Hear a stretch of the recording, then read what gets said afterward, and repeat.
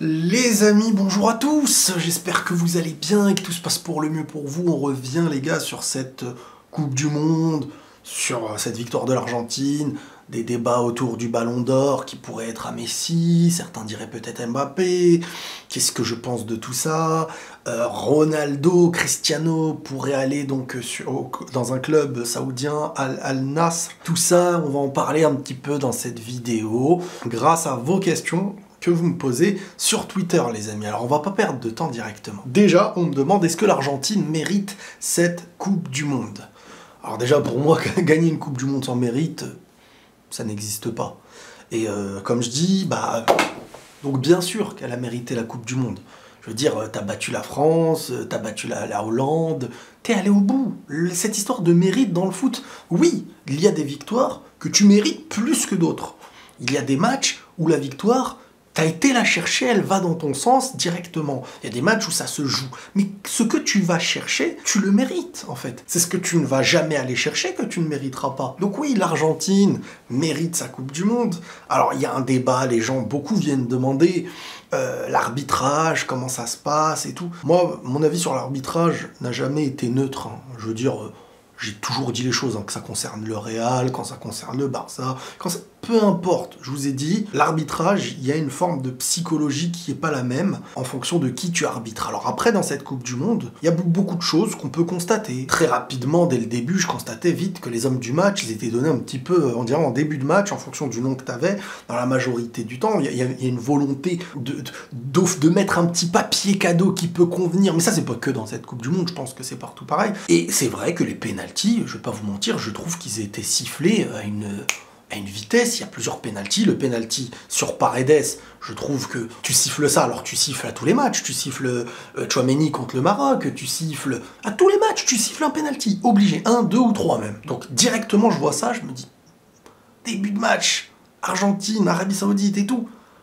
Bon, celui contre Chesney, moi c'est celui-là qui m'a choqué le plus, quand Chesney saute, touche le ballon, mais touche un peu le joueur, je veux dire, tu siffles pour moi pas penalty dans ce genre de choses. Le penalty de Ronaldo, qui pour moi aussi était abusé, je veux dire les gars, on est en Coupe du Monde, un arbitre peut chambouler la rencontre d'une équipe qui est là tous les 4 ans sur des choses aussi... Je veux dire, faut que ce soit vraiment visible ou vraiment totalement déstabilisant. Mais des fois dans le foot, il y a des choses où tu te poses des questions.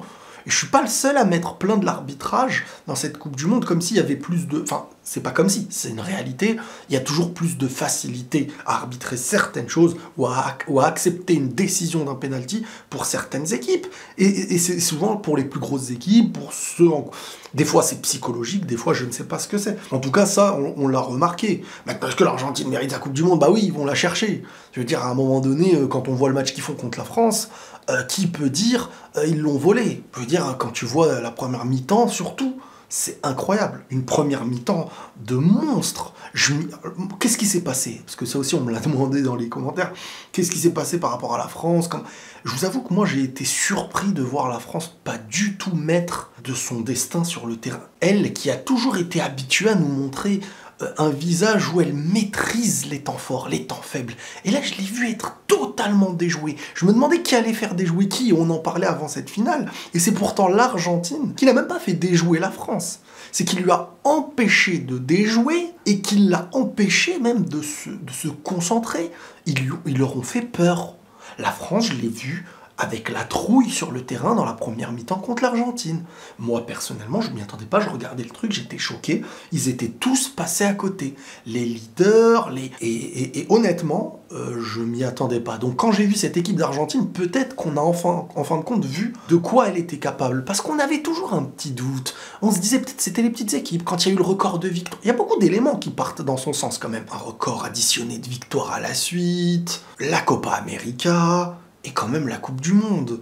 Je veux dire, on se posait toujours des questions, ouais mais c'était des petites équipes, ouais mais l'Italie, quand ils ont battu l'Italie 4-0, je sais pas combien, c'était une Italie pas qualifiée, pas un match sérieux, une vieille compétition, et voilà. De l'autre côté, on se disait la Copa América, maintenant ils en font chaque année, limite, bon. Et la Coupe du Monde, c'est le moment où tu te dis l'Argentine, surtout avec son premier match, elle risque de perdre, elle perd son premier match, tu te dis bon, Et en fin de compte, ils vont au bout. Et en fin de compte, ils font déjouer tout le monde. Et ça a l'air toujours à nous pousser dans une explication, dans quelque chose où on se dit ouais, mais, jusqu'à la fin. Et ouais, mais, bah non. Parce qu'en phase de difficulté, dans les pénaltys, le goal a été là, les joueurs ont marqué. En phase de difficulté dans les matchs, le goal a été là. Et les temps faibles, ils n'ont pas faibli. Même contre la France, ils ont su être dominateurs quand il fallait, accepter une domination quand il fallait. Et après, il y a le génie de Messi au milieu de tout ça qui fait aussi ses différences. Donc, c'est mérité. Qu'est-ce que je pense de la Coupe du Monde d'Mbappé? Alors, Mbappé, les amis, il est sur une Coupe du Monde référence et sur une finale plus que référence. La finale d'Mbappé, les gars, c'est historique et je pense qu'on n'a pas eu un seul joueur qui a mis un triplé depuis notre naissance en finale. À un moment donné, il était en furie, il avait une adrénaline. Si on lui rajoutait 10-15 minutes, il allait planter un autre but.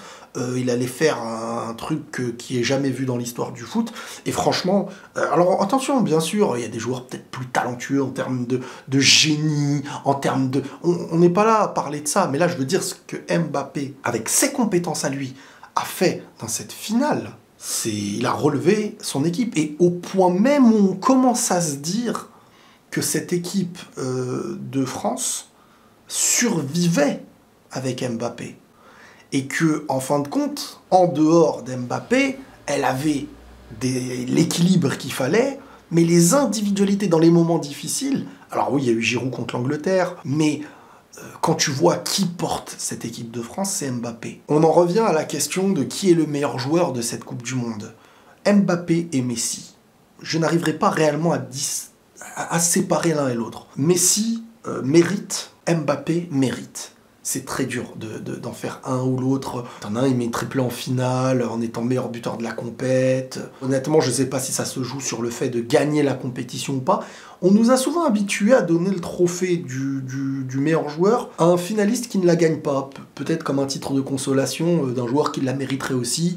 Mais le gars gagne la Coupe du Monde. Mais là, ils l'ont donné à Messi. Et en même temps, il prend la Coupe du Monde. Mbappé se contentera du meilleur buteur. À mes yeux, ça se vaut. Après, en termes de... Individuellement, Messi touchait plus de ballons, portait plus le ballon, était moins dans...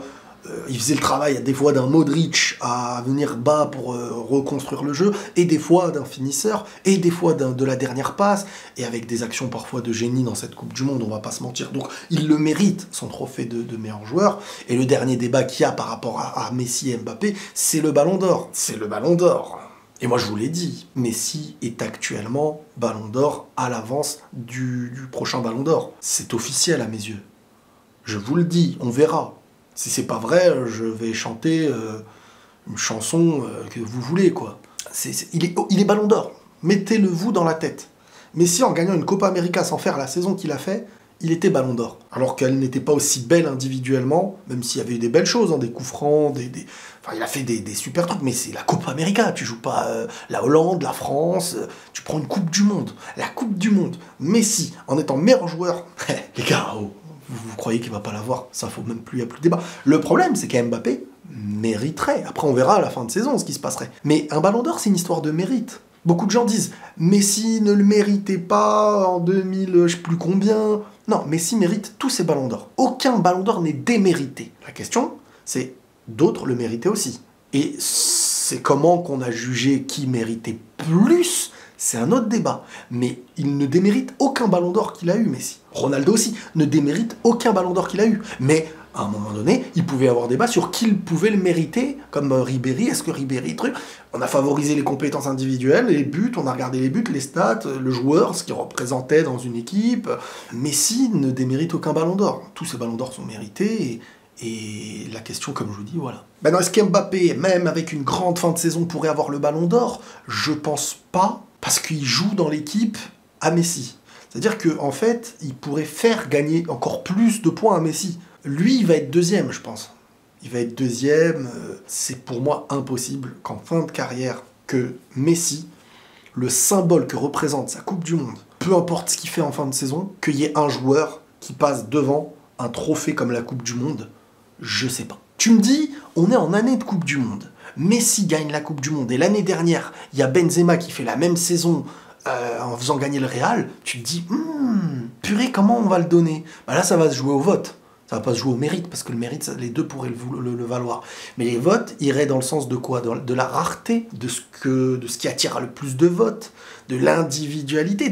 C'est là après que ça va se jouer. Ça va être une question de vote après. C'est pas genre, vu qu'il y a plus de votes, c'est-à-dire il mérite plus que l'autre. Non, c'est une question de qui a voté plus. Faut pas oublier. Maintenant, comment les votes sont faits, j'en sais rien. Ronaldo va donc normalement signer à Al Nassr, et est-ce que c'est une fin de carrière pour lui? Mais les gars, moi je suis heureux s'il signe là-bas. En plus, on en parlait en live sur Twitch il y avait pas longtemps. Et des gens m'ont dit, donc je disais, est-ce que c'est bon, c'est vrai ou pas? Parce que les rumeurs. Et les gens me disent, non, Ronaldo a dit que c'était pas vrai et tout. Après, je vous ai dit, oui, mais attention, parce que tant qu'une chose n'est pas officielle, un joueur ne peut pas dire que la truc est vrai, que... Je veux dire, ça n'arrange ni le club, ni le joueur, ni les médias qui vont se concentrer sur un truc au lieu de se concentrer sur une actu au présent. Donc, Ronaldo qui l'ait dit non par le passé, son avenir on le connaît pas, ne veut pas dire qu'il n'irait pas dans ce club-là. Maintenant, Ronaldo, il va avoir 38 piges, le mec. Vous voulez qu'il joue où, en fait?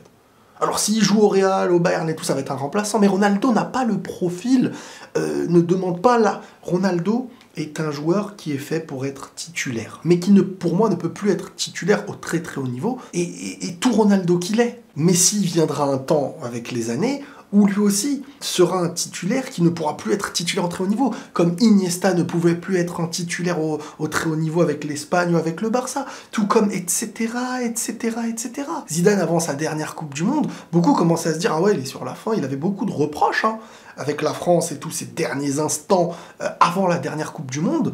Personne n'imaginait qu'il allait lâcher une Coupe du Monde pareille. Je veux dire, à un certain âge, on se rend pas compte que c'est normal. Et moi, en fait, aujourd'hui, avec les réseaux, les problèmes de anti et trucs et tout, moi, ça m'est monté à la tête. Ça m'a fait presque détester les joueurs. Il faut que je me remette, que je me remette un peu sur le côté, que je prenne du recul, parce que honnêtement, je suis en hallucination totale de comment il y a une idole. C'est devenu des idoles et la religion de tellement de gens que ça me choque et que... Quand j'en parle, en fait, je sais à quoi je me confronte maintenant. Mais c'est normal. Et je suis content que Ronaldo puisse maintenant peut-être partir. Et j'espère qu'il va y aller, moi. J'espère qu'il va y aller. Comme ça y est, on va plus... Parce que même lui, là, il a été mis dans un moule où le fait qu'il soit plus haut niveau, tout le monde lui tombe dessus comme si c'était le Ronaldo de 29-30 ans. Il a raté l'occasion et tous les réseaux se foutent de sa tronche, et humiliation par-ci, humiliation par-là. Non, ça y est, faut respecter le gars, va dans ton club, touche ton argent. Ronaldo est en fin de carrière depuis, on va dire, on le ressent depuis le début de cette saison-là. C'est une fin de carrière pour Ronaldo. Quand je dis fin de carrière, c'est que au très très haut niveau. Et il a tenu. Voilà, parce qu'on peut pas gérer un Ronaldo comme on gère un Zlatan en vrai. Comme on gère un Giroud. Ronaldo, il a un profil. Ronaldo, il a une mise en avant. Ronaldo, en termes de publicité, ce que ça apporte dans un vestiaire, pour un coach, c'est énormément de choses à gérer. Ronaldo, tu peux plus aujourd'hui le mettre dans une équipe et dire ouais, on le traite comme un petit joueur. Tu peux pas. Donc, il va aller dans un club qui sera un petit club à l'étranger, qui va le payer vraiment bien, et qui va en faire la vedette du club, et voilà. Tout comme quand Marcelo, maintenant, il arrive dans un autre club, mais bon, c'est pas du tout pareil, bref. Voilà, les amis, j'ai fait un petit peu le tour de certaines de vos questions, par rapport à la Coupe du Monde, par rapport à Messi, par rapport à Ronaldo, par rapport à Mbappé, et on se tient au jus pour une prochaine vidéo, les amis. Prenez tous soin de vous, et la paix sur vous.